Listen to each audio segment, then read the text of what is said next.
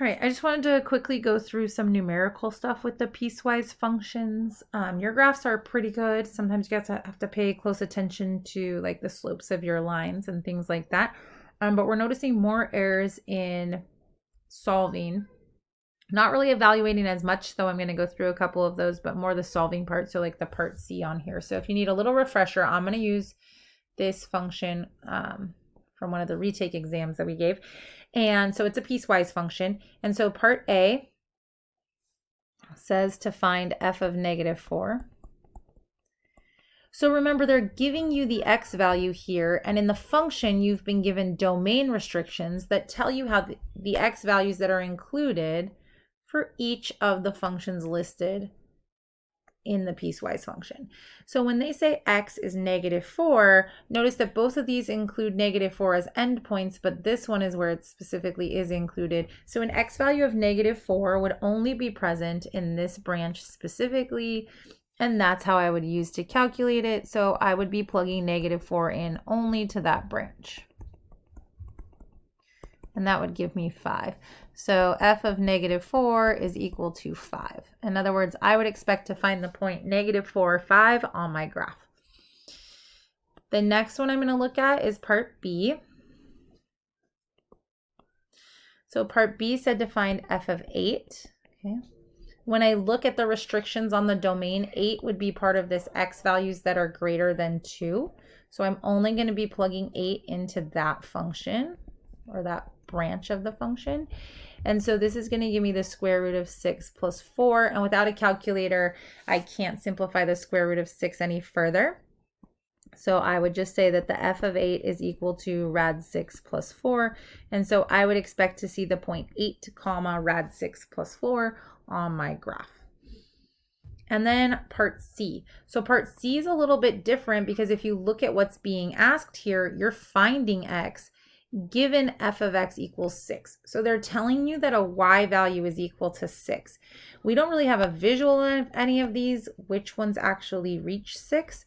So what we're going to do first is just see if they weren't part of a piecewise situation, if they were just graphed on their own, do these functions reach a value of 6? So can 6 equal x plus 5 squared plus 2? And then I'll analyze if those x values fit what I need later. Can 6 be something that you obtain from the equation 1/2 x plus 7? And can 6 be a y value obtained from x minus 2 plus 4? So now I'm going to go through solving each of these just as I would solve equations. So I'd subtract 2 here. 4 equals x plus 5 squared.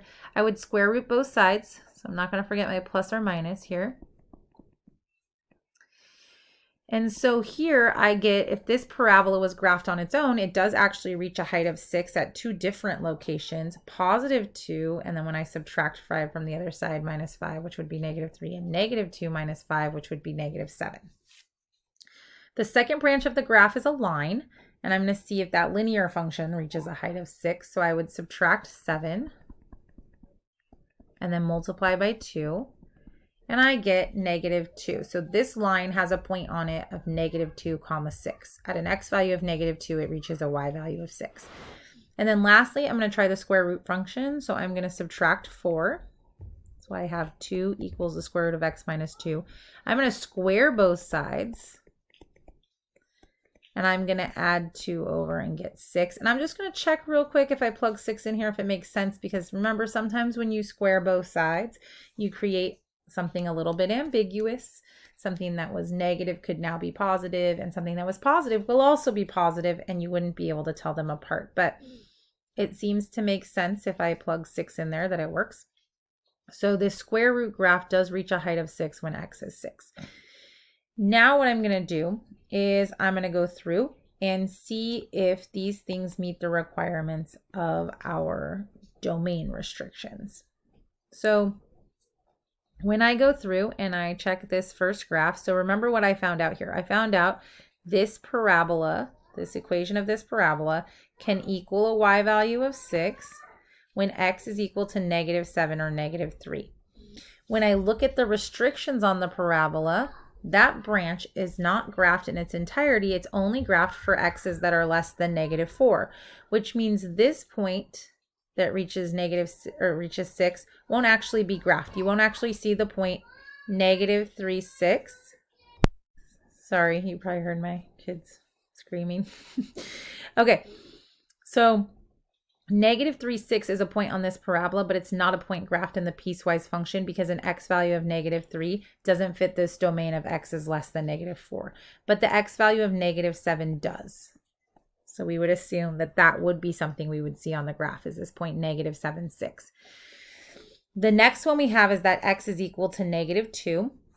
So when we check the linear function, we see that its domain restrictions are for x values smaller than or equal to 2 and at the same time bigger than or equal to negative 4. This meets those requirements.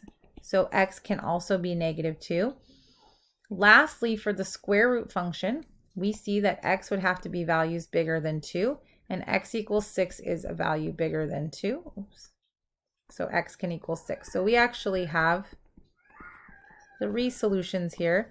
X could equal negative 2, negative 7, or 6.